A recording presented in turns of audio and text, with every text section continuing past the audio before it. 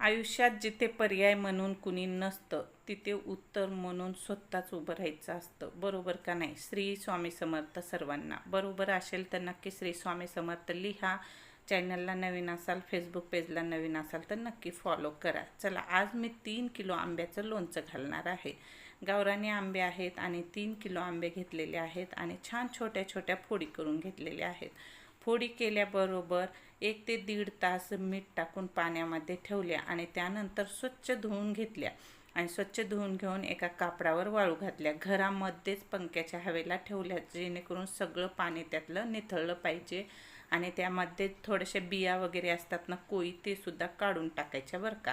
ते कोळी जर असल्या तर लोणचं खराब होतं, त्यामुळं एकदम व्यवस्थित फोडी नीट करून घ्यायच्या होत्या.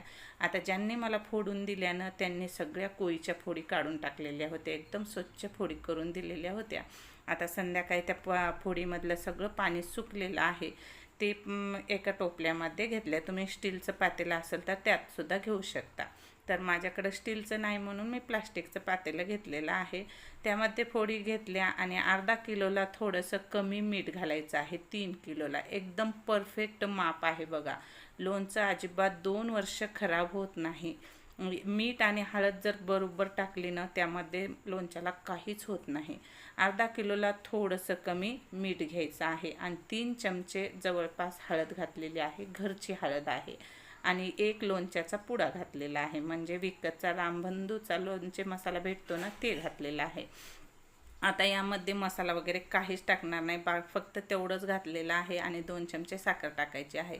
सगळं मिक्स करून व्यवस्थित झाकून ठेवायचं आहे. यामध्ये मच्छर वगैरे काहीच गेलं नाही पाहिजे आणि खरकटा चमचासुद्धा वापरायचा नाही, ही काळजी घ्यायची आहे.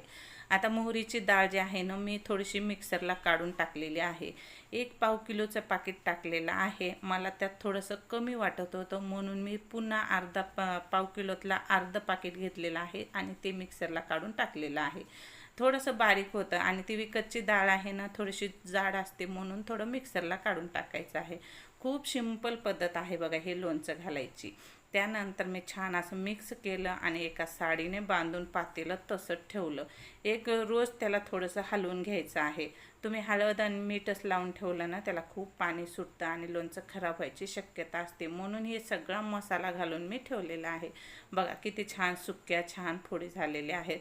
आता छान मिक्स केलं आणि यामध्ये तेल टाकायला मी तेल गरम केलेलं आहे. अर्धा किलो तेल घेतलेलं आहे. त्यामध्ये 2 चमचे मेथी दाणे आणि 2 चमचे लवंग असं तळून घेतलेले आहेत.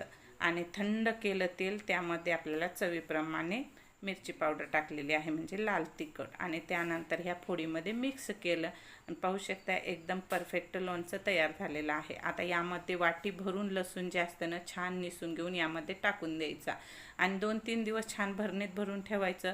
2-4 दिवसात 8 दिवसात छान रापलं की खायला आपलं लोणचं तयार झालेलं आहे. पाहिलं ना, किती सिंपल पद्धत आहे. आता 3 किलो आंबे घेतले तर अर्धा किलोला थोडंसं मीठ कमी घ्यायचं आहे आणि अर्धा किलो मोहरीची डाळ घ्यायची आहे. ज्यांना यातलं खारं आवडतं ना खायला, त्यांनी थोडीशी मोहरीची डाळ जास्त घेतली तरी चालते. त्यानंतर लाल तिखट आणि 1 रामबंधूचा लोणचे मसाला टाकलेला आहे. विकतच्या पेक्षाही खूप छान लोणचं होतं. 1 ते 2 वर्ष बिलकुल म्हणजे अजिबात खराब होत नाही. थोडंसं मी चेक करून बघितलं, लाल तिखट टाकल्याच्या नंतर मला थोडंसं मीठ कमी वाटत होतं आणि लाल तिखट कमी वाटत होतं.